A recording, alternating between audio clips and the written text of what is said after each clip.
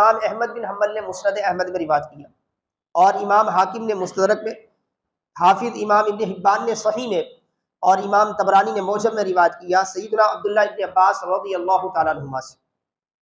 ایمان پر استقامت کتنی بڑی چیز ہوتی ہے اور اس کا نتیجہ کیا ہوتا ہے، اس روایت سے ہم اندازہ کر سکتے ہیں۔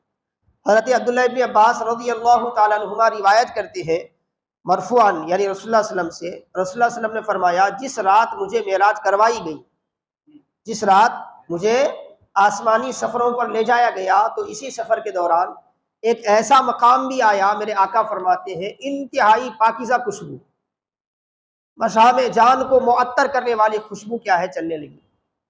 رسول اللہ صلی اللہ علیہ وسلم نے اس خوشبو کو محسوس کیا، اس خوشبو کا انداز بالکل جدا تھا، الگ تھا۔ تو آقا علیہ السلام نے حضرت جبریل امین علیہ السلام سے پوچھا کہ اے جبرائیل بتاؤ تو صحیح یہ خوشبو کی ہے، کہاں سے آ رہی ہے؟ اچانک یہ الگ قسم کی خوشبو جو محسوس ہو رہی ہے کیوں؟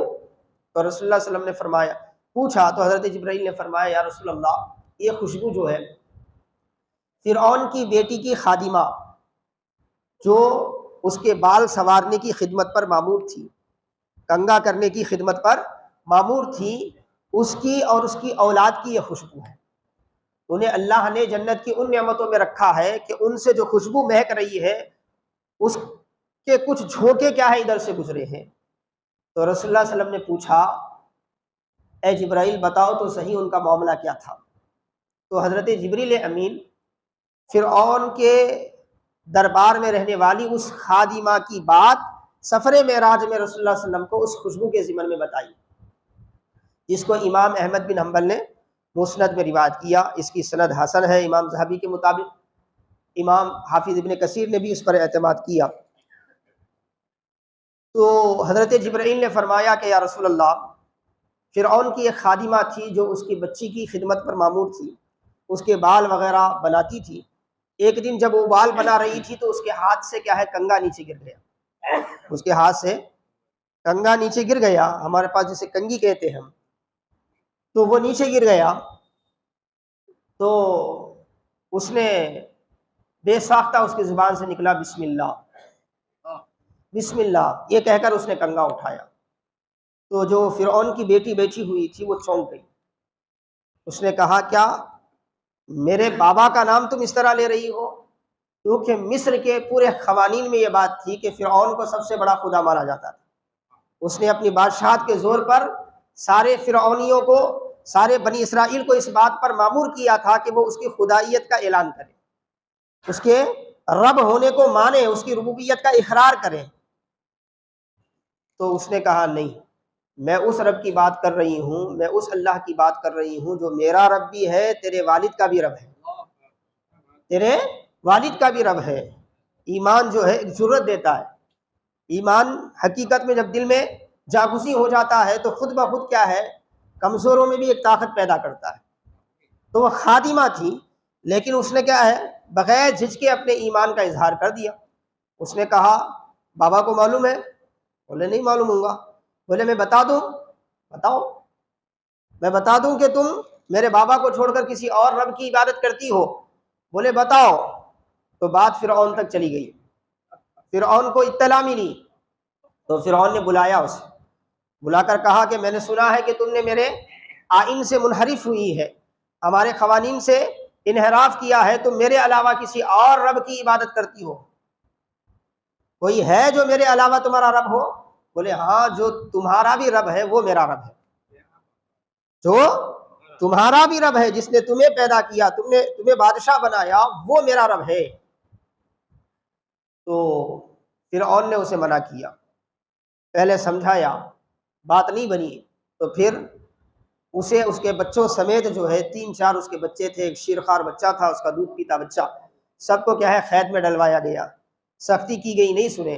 تو اس کے بعد روایت میں آتا ہے کہ ایک گائے تانبے کی بنائی گئی اور اس کو اتنا تپایا گیا، آگ میں اتنا جلایا گیا کہ وہ لوہا جل کر آگ ہو گیا۔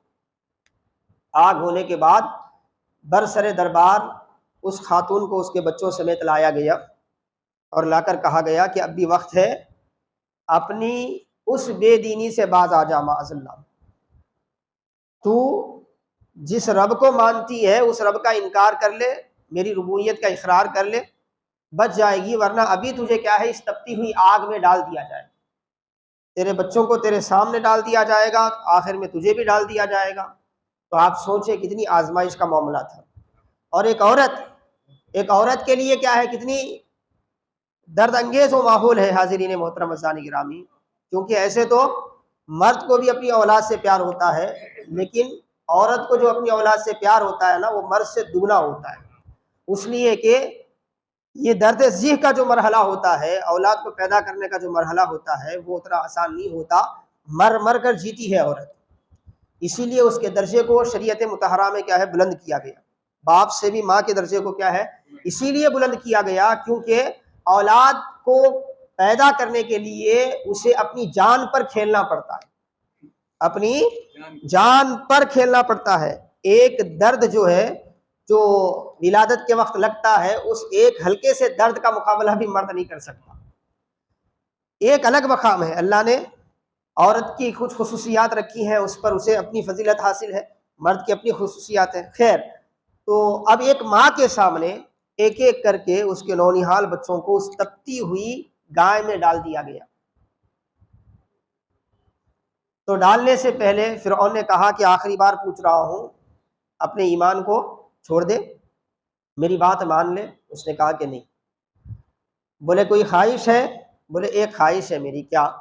جب میں اور میرے بچے اس آگ میں جل کر خاک ہو جائیں گے، ہماری ہڈیاں باقی رہیں گی نا، تو اس کو اٹھا کر کیا ہے، ایک زمین میں دفن کر دینا، ایک زمین میں اس ہڈیوں کو دفن کر دینا، کیونکہ دفن یہ مومن کی نشانی ہے، تو دفن کر دینا۔ اس نے کہا اچھی بات ہے، یہ بات ہم مان لیں گے، کیونکہ تو نے عرصہ دراز سے ہماری خدمت کی ہے، ہم اس بات کو پورا کرتے ہیں تیری۔ تو اس کے بعد ایک ایک بچے کو کیا ہے، اس کے سامنے ڈالا گیا۔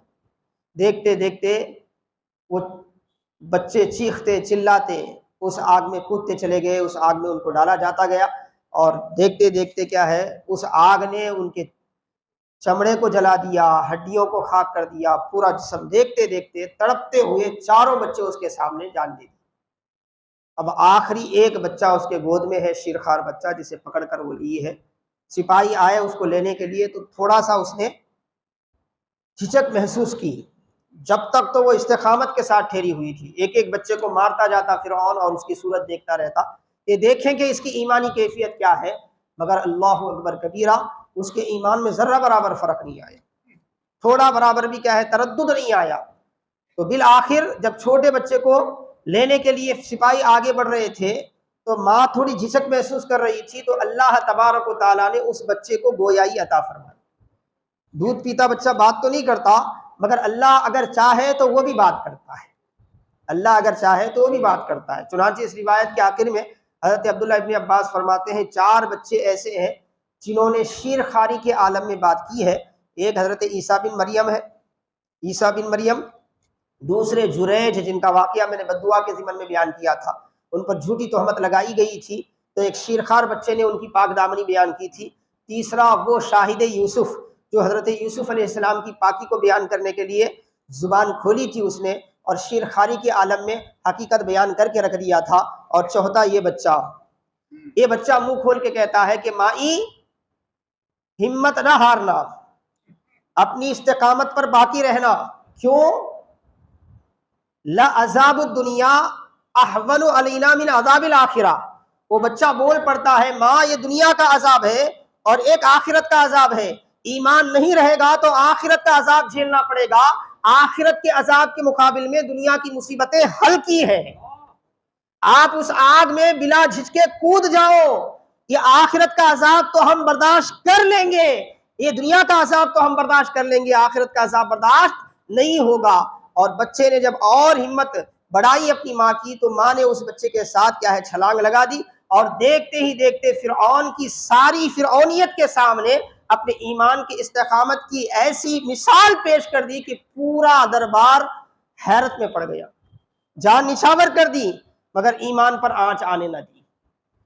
اسی لیے اللہ پاک نے انہیں جنتوں میں وہ اعلیٰ مقام عطا فرمایا۔ جب مصطفیٰ جا رہے تھے معراج میں، تو ان کی پاکیزہ خوشبو سنائی گئی تاکہ مصطفیٰ اپنی امت کو خبر دے کہ لوگوں ایمان پر استقامت سے رہنے والوں کو اللہ یہ مقام عطا فرماتا ہے۔ دنیا میں اگرچہ کہ فانی دنیا ہے، موت تو آنی ہی ہے، پریشانی تو آنی ہی ہے، لیکن اس پریشانی کا سامنا اگر وہ ایمان اور استقامت کے ساتھ کرتا ہے تو آخرت میں اللہ پاک وہ بلندیاں عطا فرماتا ہے، وہ رفعت عطا فرماتا ہے جو دنیا کی بادشاہتیں صرف کر کے بھی بندہ حاصل نہیں کر سکتا۔